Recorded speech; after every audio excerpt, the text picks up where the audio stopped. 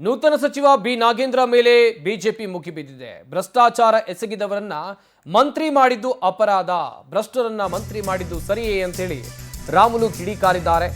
ಒಂದು ಕಡೆಯಲ್ಲಿ ಬಿ ನಾಗೇಂದ್ರಗೆ ಇಡೀ ಸಂಕಷ್ಟ ಎದುರಾಗುವಂಥ ಎಲ್ಲ ಸಾಧ್ಯತೆಗಳು ಇವೆ. ಇತ್ತ ಭ್ರಷ್ಟಾಚಾರ ಎಸಗಿದವರನ್ನ ಮಂತ್ರಿ ಮಾಡಿದ್ದು ಸರಿಯಾ ಅಂತೇಳಿ ರಾಮುಲು ಪ್ರಶ್ನೆಯನ್ನ ಮಾಡಿದ್ದಾರೆ. ಕಾಂಗ್ರೆಸ್ ವಿರುದ್ಧ ಮಾಜಿ ಸಚಿವ ಬಿ ಶ್ರೀರಾಮುಲು ಆಕ್ರೋಶವನ್ನು ವ್ಯಕ್ತಪಡಿಸಿದ್ದಾರೆ. 187 ಕೋಟಿ ವಾಲ್ಮೀಕಿ ಅಭಿವೃದ್ಧಿ ನಿಗಮದಲ್ಲಿ ಹಗರಣ ಆಗಿದೆ. ಇಂಥ ಆರೋಪಿಗೆ ಆದ್ಯತೆಯನ್ನು ಕೊಟ್ಟಿದ್ದಾರೆ. ಮನಿ ಲ್ಯಾಂಡ್ರಿಂಗ್ ಕೇಸ್, ಚಂದ್ರಶೇಖರ್ ಆತ್ಮಹತ್ಯೆ ಆರೋಪ ಇದೆ. ಸಿಬಿಐ ತಯಾರಿಸಿರುವಂಥ ಭ್ರಷ್ಟಾಚಾರದ 3 ಪಟ್ಟಿಯಲ್ಲಿ ಮುಖ್ಯ ಆರೋಪಿ ನಾಗೇಂದ್ರ. ಭ್ರಷ್ಟಾಚಾರಿಯನ್ನ ಇಟ್ಕೊಂಡು ಸದನ ನಡೆಸಬಾರದು ಅಂತೇಳಿ ಶ್ರೀರಾಮುಲು ವಾಗ್ದಾಳಿ ನಡೆಸುವ ಕೆಲಸವನ್ನ ಮಾಡಿದ್ದಾರೆ. ಇವತ್ತು ಎಷ್ಟು ಆರೋಪಗಳು ಅಂದ್ರೆ ಸಾಕಷ್ಟು ಬೆಳಗ್ಗೆ ನೀವು ಎದ್ರೆ ಸಾಕು ಮಹರ್ಷಿ ವಾಲ್ಮೀಕಿ ಅಭಿವೃದ್ಧಿ ನಿಗಮದಲ್ಲಿ ಸಾಕಷ್ಟು ಅವರು ಮಂತ್ರಿಗಳು ಆದ್ಮೇಲೆ ಎಲ್ಲ ಭ್ರಷ್ಟಾಚಾರವನ್ನು ಕೂಡ ಮಾಡಿದಾರ. ಅವರಲ್ಲಿ 1 ಕೇಸ 2 ಕೇಸ ಸುಮಾರು 8 ಕೋಟಿ ರೂಪಾಯಿ ಮನಿ ಲ್ಯಾಂಡ್ರಿಂಗ್ ಕೇಸದಲ್ಲಿ ನಾಗೇಂದ್ರ ಅವರು ಇದ್ದಾರ. 8 ಕೋಟಿ ರೂಪಾಯಿ ಮನಿ ಲ್ಯಾಂಡ್ರಿಂಗ್ ಕೇಸಲ್ಲಿ ನಾಗೇಂದ್ರ ಅವರು ಇದ್ದಾರ. ಜೊತೆಯಲ್ಲಿ ಚಂದ್ರಶೇಖರ್ ಅನ್ನಂತ ವ್ಯಕ್ತಿ ಸಾವಿಗೆ ಕಾರಣದಂತವ್ರು ನಾಗೇಂದ್ರ ಅವರು. ಬಳ್ಳಾರಿಯ ಲೋಕಸಭೆ ಚುನಾವಣೆಯಲ್ಲಿ ಮಹರ್ಷಿ ವಾಲ್ಮೀಕಿ ಅಭಿವೃದ್ಧಿ ಹಣವನ್ನು ಬಳಸಿದಂತವರು ನಾಗೇಂದ್ರ ಅವರು.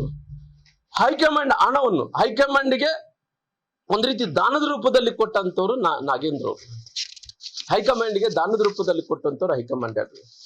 ಚಂದ್ರಶೇಖರ್ ಅನ್ನಂತ ವ್ಯಕ್ತಿ ಒಬ್ಬ ಅಧಿಕಾರಿಯನ್ನು ಅವ್ರ ಕುಟುಂಬದವ್ರನ್ನ ಕಣ್ಣೀರು ಹಾಕ್ಸಿದಂತವ್ರು ನಾಗೇಂದ್ರ ಅವರು.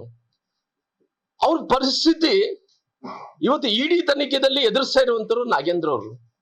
ನಕಲಿ ಬ್ಯಾಂಕ್ ಖಾತೆಗಳಲ್ಲಿ ಹಣವನ್ನು ಬೇರೆ ಕಡೆ ಹೂಡಿಕೆಯನ್ನು ಮಾಡಿದಂತವ್ರು ನಾಗೇಂದ್ರ ಅವರು.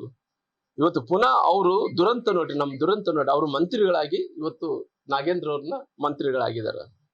ಯಾಕಂದ್ರೆ ವಾಲ್ಮೀಕಿ ನಿಗಮದಲ್ಲಿ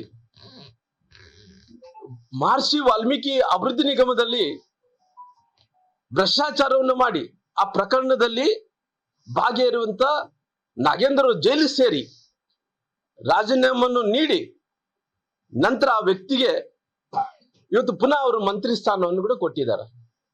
ನಾನು ಕಾಂಗ್ರೆಸ್ ಪಾರ್ಟಿಯನ್ನು ನೇರವಾಗಿ ಕೇಳ್ತೀನಿ, ನಿಮ್ಮ ಕಾಂಗ್ರೆಸ್ ಪಾರ್ಟಿ ಅವತ್ತು ನೆಹರು ಕಾಲದಲ್ಲಿ ಕೂಡ ಹಗರಣ ಮಾಡಿದ್ರಿ. ಪ್ರಿಯಾಂಕಾ ರಾಹುಲ್ ಗಾಂಧಿ ತನಕ ಕೂಡ ಅದು ಉಗಮ ಕೊಂತ ನದಿ ಹರಿದಂಗ ಹರಿದುಕೊಂಡ್ ಬರ್ತಾ ಇದೆ.